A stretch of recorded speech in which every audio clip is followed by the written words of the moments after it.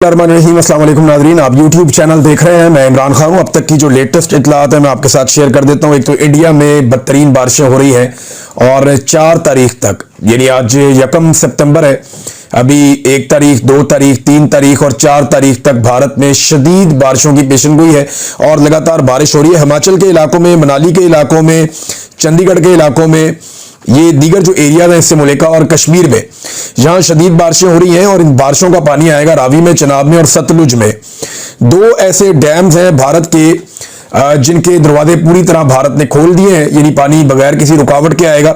इसमें एक भारत का भाखरा डैम है। ये जो भाखरा डैम है ये बहुत बुलंदी पे है, इसकी जो हाइट है वो 741 फुट है। ये शायद भारत का सबसे बुलंद डैम यही है। तो यहां से पानी बहुत फ्लो के साथ बहुत तेजी से पाकिस्तान की तरफ आएगा और ये पानी दाखिल होगा दरिया सतलुज में। और इसके अलावा जो नंगल डैम है वहां से भी दरवाजे खुले हैं और पानी वहां से भी बगैर किसी रुकावट के पाकिस्तान में दाखिल हो रहा है। तो अगले 3 से 4 दिन भारत में शदीद बारिशें हैं और कुछ ऐसे डैम्स हैं जिनके दरवाजे डैमेज हुए हैं या टूट गए हैं। अब वहां पे पानी के फ्लो को नहीं रोका जा सकता, तो पानी पाकिस्तान में बहुत तेजी से आएगा।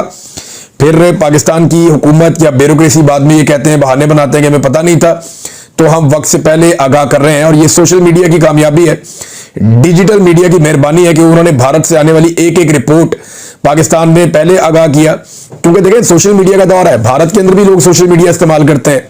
वो वहां से वीडियोस बनाते हैं, बताते हैं यहाँ पे तो ज्ञानी आ गई, हम इस इलाके में मौजूद हैं, इस जगह पे मौजूद हैं, और वहां से हमारे लोग देखते हैं और वो फिर सोशल मीडिया पे आगाह करते हैं कि ये पानी का रैला आ रहा है। अब गूगल के ऊपर मैप अवेलेबल है कि ये रैला किस तरफ आना है, सबको आइडिया हो जाता है।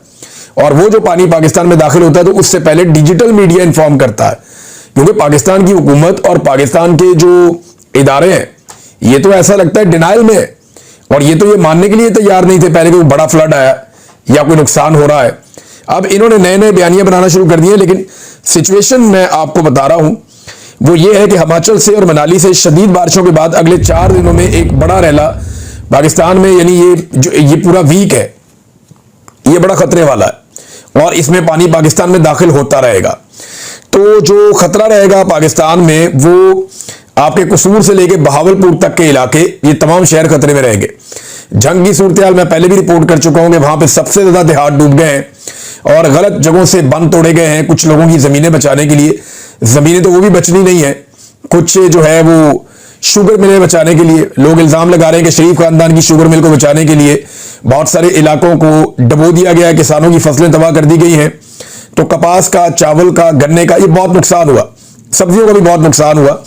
ये फसलें मुकम्मल तौर पे तबाह हुई हैं और पाकिस्तान को अरबों डॉलर्स का नुकसान हो गया है इस सैलाब के नतीजे में और नाकिस हिकमत अमली के नतीजे में। नाज़रीन, हुकूमत ने 2 बयानियां दी है अब तक, यानी आप गौर से सुने ना तो हुकूमत के कुछ लोग बैठते हैं और बैठ के ये कहते हैं कि भारत ने अभी जारहियत कर दी, अचानक भारत ने पानी छोड़ दिया और हमें पता ही नहीं चला, हमें अंदाजा ही नहीं हुआ कि ये क्या होगा और भारत की वजह से हम फंस गए। एक तो वो ये कहते हैं। दूसरे हुकूमत के लोग ये कहते हैं नहीं नहीं, भारत ने पानी नहीं छोड़ा, भारत, हमें तो 6 महीने से पता था, हम तो 6 महीने से तैयारी कर रहे थे, हमें तो आइडिया था कि मानसून में क्या होना है, हमने तो सारे इदारे अलर्ट पे लगाए हुए थे। एक तरफ कहते हैं कि हम धोखे में मारे गए, एक तरफ कहते हैं नहीं हम पहले से चुकन्ने थे, हमने पूरी तैयारी की हुई थी। कोई एक बयानिया इनका है नहीं। अब एक नया बयानिया लॉन्च किया गया है गवर्नमेंट की जानिब से, वो बयानिया आप सुन लें। और ये अडयाला जेल भी जाते हैं सहाफी जिन्होंने ये बयानिया लॉन्च किया। दावा किया जा रहा है कि भारत का डैम भरने का डाटा वाज़ेह तौर पर बता रहा है कि भारत ने इंडस वाटर ट्रीटी की जो SOPs है उसकी वाज़ेह खिलाफ वर्जी की है और डैमों में गुंजाइश से ज्यादा पानी जखीरा करके पाकिस्तान की तरफ छोड़ा है और डैम भरने का डाटा पाकिस्तान से शेयर नहीं किया। माहिरीन के मुताबिक ये अमल एक्ट ऑफ वार है। अब देखें, इसी एक छोटी सी 3 लाइनों का ट्वीट जो इनको लिख के दिया गया या इनको ये मिस इंफॉर्मेशन दी गई, उसी में चंद सवाल पैदा हो जाते हैं ना। हम इस पे रिसर्च करते, मेरी टीम तो उन्होंने 5 सवाल तो वहीं पे निकाल दिए थे। पहला सवाल तो ये है कि वो कह रहे हैं कुछ मीडिया रिपोर्ट्स के मुताबिक, कौन सी मीडिया रिपोर्ट्स हैं जनाब, पहले तो वो शेयर कर लें आप। फिर कह रहे हैं जी डैम भरने का डाटा वाज़ेह तौर पर बता रहा है, तो कहां है वो डाटा जो वाज़ेह तौर पर बता रहा है? वो तो कहीं शेयर नहीं किया गया। और यह भी कहा गया कि डैमों में गुंजाइश से ज्यादा पानी जखीरा करके, अब क्या किसी डैम की गुंजाइश से ज्यादा पानी उसमें आ सकता है? क्या डैमों की 4 दीवारी के ऊपर कच्ची ईंटें लगा के, मट्टी लगा के या तंबू कनाते लगा के पानी ज्यादा इकट्ठा कर दिया गया? भाई, जो गुंजाइश डैम की होती है, डैम में उतना ही पानी आता है, उससे ज्यादा पानी तो नहीं आता। और ये डैम जो है ये भारत के अंदर पाकिस्तानी बॉर्डर से बहुत दूर है, बहुत बहुत फासलों पे है। और फ्लैश फ्लडिंग के दौरान गुंजाइश से ज्यादा जखीरा करने की कोशिश में डैम टूट जाए तो इसके नतीजे आपको पता है क्या होते हैं? ये बिला वजह उठा के खबरें इस तरह की लगा दी जाती है। इस वक्त भारत अपने ही शहर डुबोने का क्या खुद से नाटक कर रहा है। भारत के अंदर सैलाब आया हुआ है, वहां पे जो है वो पंजाब में, हिमाचल में, हरियाणा में यहां सैलाब आया हुआ है और उस सैलाब से भारत में नुकसान हो रहा है। वहां के लोग रेस्क्यू कर रहे हैं, वहां की गवर्नमेंट भी काम कर रही है, वो भी परेशान है। तो क्या वो अपने मुल्क को डुबोगे फिर पाकिस्तान के मुल्क को डुबोएंगे? वहां एक बहुत बड़ी आबादी है, करोड़ों की आबादी है, शायद इतने ही लोग जितने पाकिस्तान में रहते हैं, लगभग इतने ही है या शायद इससे ज्यादा है। तो भारत क्या इतना बड़ा रिस्क ले सकता है? इतना बड़ा मुल्क नहीं, ऐसा नहीं है। ये भारत के अंदर भी सैलाब आया, ये बारिशें हद से ज्यादा हुई हैं, हमारी तैयारी कोई नहीं थी। हमें लगता था कि रावी से कभी पानी आना ही नहीं, हमें लगता था सतलुज में कभी पानी आना, तैयारी नहीं करते ना कभी, हमने कभी तवज्जो नहीं दी इन बातों की तरफ। इमरान खान ने कहा था मैंने यहां पे बड़े बड़े जखीरे बनाने हैं पानी के, ताकि कभी फ्लड्स आए तो उन्हें कंट्रोल किया जा सके। तो तब सारे हंसते थे कि यहां कब फ्लड आएगा। वो रूडा के जरिए इमरान खान तब क्या करना चाह रहे थे? ये इलीगल सोसाइटियों को खत्म करना चाह रहे थे। जो रावी बेड के ऊंचे इलाके हैं वहां पे वो कहते हैं आबादी बनाओ, जो नीचे है वहां पे आबादी मत बनाओ। वो नए जंगल लगाना चाह रहे थे, कंक्रीट के बने हुए पक्के बंद बनाना चाह रहे थे, ताकि पूरा लाहौर शहर और उसकी सराउंडिंग महफूज रहे। ये था उनका मंसूबा।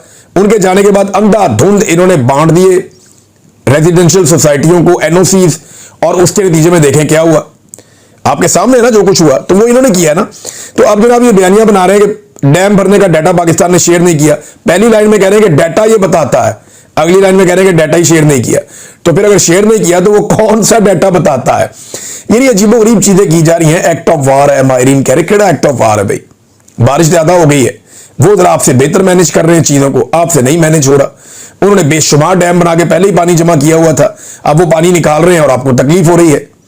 मैं ये नहीं कह रहा कि भारत पाकिस्तान के साथ कोऑपरेट कर रहा है, मैं ये कह रहा हूं कि पाकिस्तान के साथ कोऑपरेट नहीं कर रहा। भारत से आप क्या उम्मीद करेंगे? अच्छी की उम्मीद आप उनसे कैसे कर सकते हैं? अभी आपने उनके तैयारे गिराए, तो वो आपको प्रसाद तो खिलाएंगे नहीं। तो आपको तो अपने आप से उम्मीद रखनी थी, तैयारी करनी थी। टके की इनकी तैयारी नहीं थी।